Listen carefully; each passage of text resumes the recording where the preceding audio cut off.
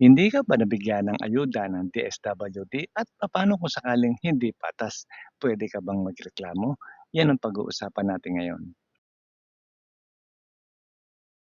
Opo, pwede po yan. Kung naniniwala ka na kwalipikado ka ngunit hindi ka nabigyan ng ayuda ng DSWD, maaari ka pa ring magtanong, humingi ng paliwanag o magsampa ng reklamo. Ngunit ang mahalagang tandaan na ang pagrereklamo ay hindi otomatikong nangangahulugan na maaaprubahan ng iyong kahilingan. Susuriin pa rin yan ng DSWD at ng lokal na pamahalaan ang iyong kaso batay sa umiiral na patakaran at pamantayan. Maraming posibleng dahilan kung bakit hindi ka naisama sa ayuda ng DSWD. So depende ito sa partikular na programa at sa resulta ng verifikasyon. So narito ang ilan sa mga karaniwang dahilan. So, unang-una, hindi ka naisama sa listahan kahit naniniwala kang kwalipikado ka. Susunod, may mali sa iyong personal na impormasyon o record. Hindi patas o may irregularidad ng proseso ng pamamahagi at may natanggap kang hindi tamang impormasyon tungkol sa iyong aplikasyon o benepisyo. So bago ka naman magreklamo, siguraduhin mo muna na tama ang lahat ng impormasyon na isasangguni mo at dapat alam mo rin ang mga panuntunan ng programa dahil iba-iba po yan kada programa po ng DSWT. So halimbawa po, ang mga panuntunan naman sa 4Ps. Una, nakilala dapat bilang isang poor o near poor household batay sa opisyal na targeting system ng DSWD.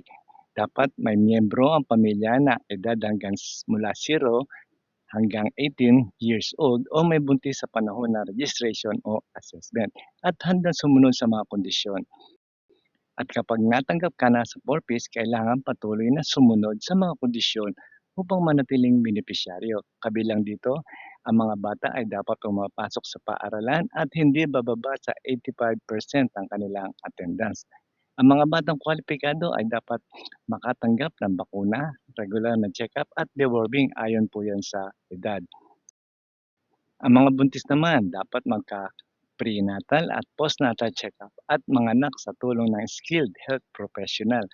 Ang magulang o guardian ay dapat dumalo sa family development session na isinasagawa ng DSWD. So paano naman kung sinadyang hindi ka isama sa listahan ng DSWD ng isang kawani ng barangay o gobyerno? So paano tayo magrereklamo? Una, pwede tayong makipag-ugnayan muna sa ating City Municipal Social Welfare and Development Office o kaya ay sa DSWD mismo sa field office po na malapit sa inyong lugar o rehiyon. Ihanda ang mga dokumentong maaaring kailanganin, gaya ng valid ID at iba pang mga sumusuportang mga papeles. Ipaliwanag ng malinaw ang inyong reklamo at magbigay ng ebidensya kung mayroon. Mahalagang tandaan, ang hindi pagkakasama sa listahan ay hindi otomatikong nangangahulugan na may sinadyang pag-aalis. Maaring may ibang dahilan tulad ng eligibility requirements, validation results o kaya ay administrative error. Kung mapapatunayan sa investigasyon na may sinadyang paglabag, take note o hindi patas na pagtrato, maaaring magkaroon ng kaukulang aksyon laban sa sinumang responsable. So kung may reklamo ka tungkol sa DSWD, maaari kang makipag-ugnayan sa mga sumusunod na opisyal na grievance channel. So sa DSWD Central Office, meron po sila dyan landline, meron po silang Globe at Smart, at meron din pong email. At kung hindi ka nasiyahan sa naging aksyon ng tanggapan o nais mong magsampa ng reklamo laban sa isang opisyal o kawani ng gobyerno, maaari kang tumawag sa 8888. Ang iyong reklamo ay ire-refer sa kinauukulang ahensya para sa kaukulang aksyon.